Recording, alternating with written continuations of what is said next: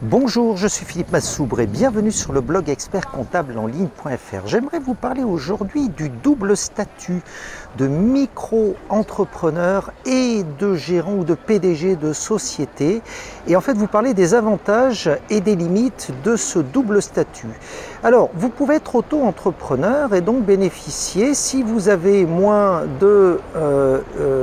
on va dire en moyenne, en général 33 000 € de chiffre d'affaires par an, vous pouvez être exonéré de TVA dans l'activité d'auto-entreprise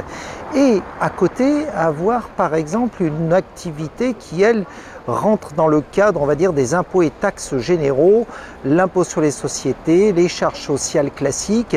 avec un énorme avantage, c'est que dans cette société, vous allez pouvoir déduire les charges. Donc si vous me suivez bien, vous pouvez avoir une structure qui porte toutes les charges de votre activité et donc qui va par conséquent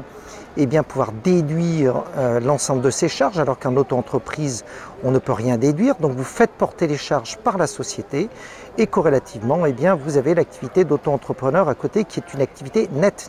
avec un taux de charge sociale extrêmement bas, bien qu'établi sur la base du chiffre d'affaires. Car vous l'avez bien compris, le statut d'auto-entrepreneur n'est pas intéressant pour une activité où il y a des charges, puisque en fait ces charges ne sont pas déductibles de la base de calcul des cotisations. En auto-entreprise et en micro-entreprise, en fait, les charges sociales sont calculées sur chiffre d'affaires. Donc si vous avez à côté une autre structure, cette structure peut porter les charges et donc faire en sorte, si vous voulez, que dans cette autre activité, même si dans cette autre société, même s'il y a du chiffre d'affaires, finalement, le résultat sera faible du fait qu'elle porte les charges.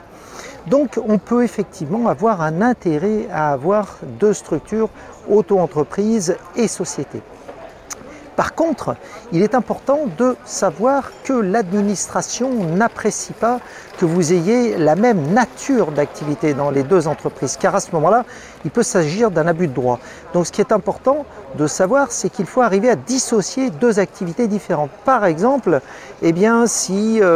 vous êtes dans un domaine de formation, vous pouvez faire de la formation dans votre entreprise et puis à côté faire une deuxième activité d'enseignement qui n'est pas tout à fait la même chose que de la formation, pas tout à fait la même chose, on va dire, qu'une activité qui rentre dans le cadre de Calliope ou de CFP ou du CFP. Donc en fait, c'est un exemple que je donne, mais il faut impérativement que vous trouviez des natures d'activités distinctes et cela n'est pas très difficile en réalité,